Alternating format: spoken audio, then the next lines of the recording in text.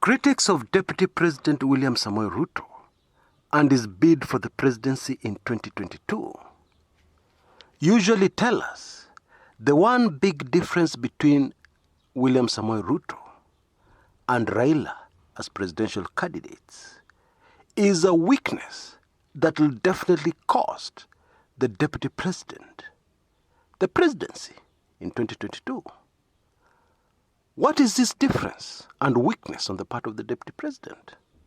Well, it is something that seasoned political analysts keep on repeating again and again and again until it gets very boring, especially to those who are determined to be naive enough not to see it and not to understand its impact.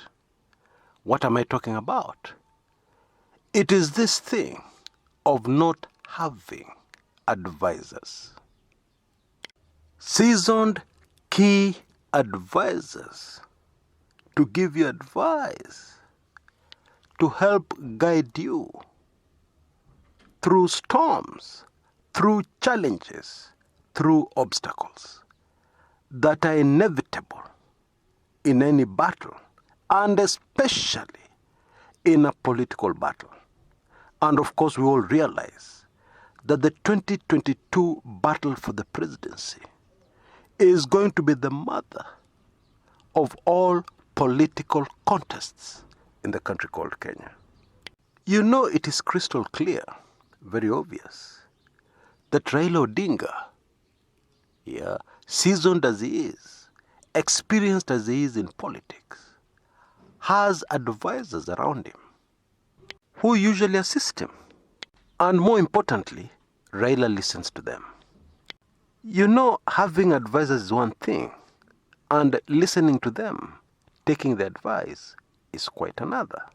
Moi Kibaki, the third president of Kenya, had advisors, excellent advisors, but his great weakness is that he hardly listened to them. He very rarely followed the advice. Indeed, most of the time he rubbished them. And I've said on this channel many times, despite his great achievements, Moi Kibaki was ultimately an underachiever during his 10 years of being president of Kenya. He would have achieved much more. But sadly, what crippled Moi Kibaki's presidency on many fronts was the fact that Bwana Kibaki was a Mr. Know-it-all.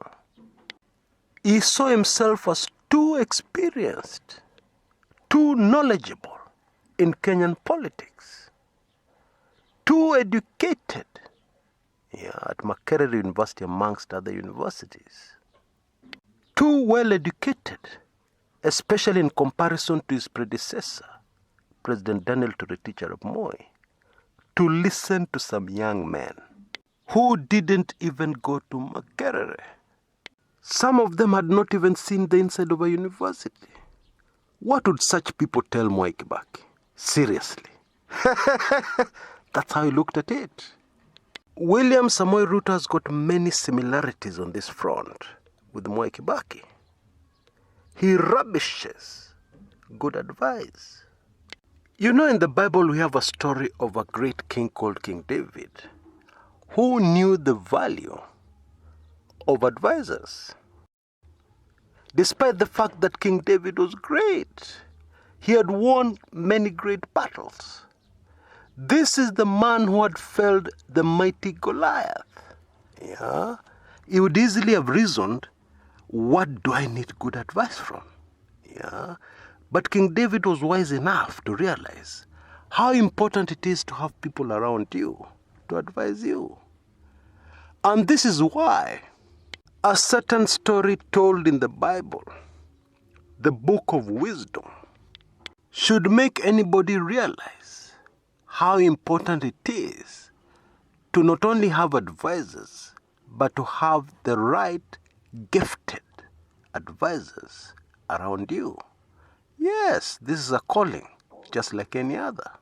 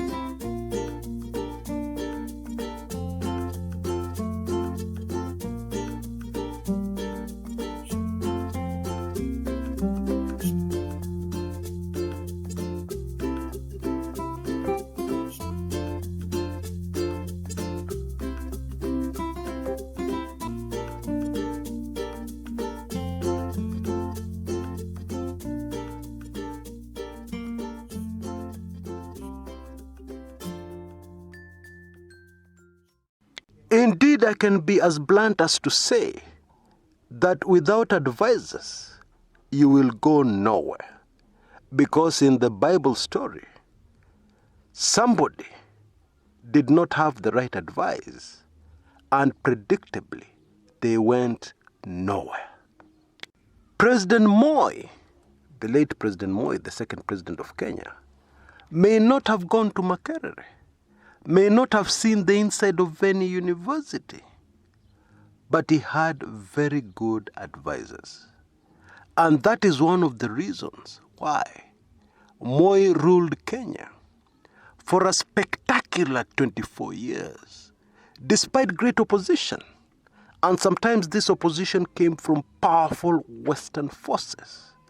But because he had good advisors, and because he listened to advisors, and even more important, knew which advice to follow, Moi was successful in remaining in power. Ironically, Moi Kibaki listened to advice, had great advisors around him in his bid for the presidency. As he campaigned for the presidency, he took advice, but immediately he was sworn in as president. He must have said, "Okay guys, I'll take it from here. Asante sana, I don't need you anymore." And the result is very clearly there for all of us to see. A blundering, disappointing presidency.